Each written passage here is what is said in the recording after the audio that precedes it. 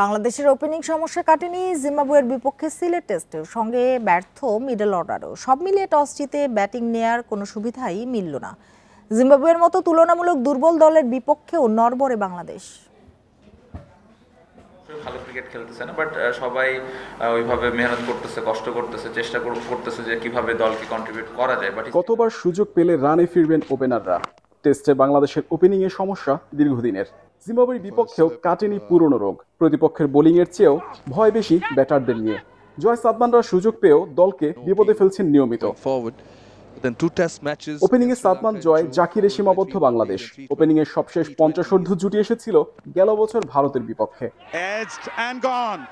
17 রানের জুটি খুঁজতে ফিরতে হবে 3 বছর আগে 2022-এর চট্টগ্রামে ভারতের বিপক্ষে, যে ম্যাচে সবশেষ কোনো ওপেনার সেঞ্চুরি করেছিল। এরপর থেকে চলছে দুরবস্থা।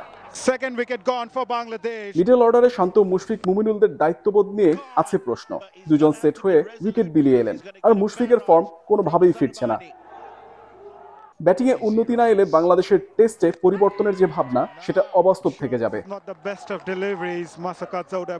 মোহাম্মদ নাজিম, ইন্ডিপেন্ডেন্ট নিউজ, সিলেট আন্তর্জাতিক ক্রিকেট স্টেডিয়াম, সিলেট।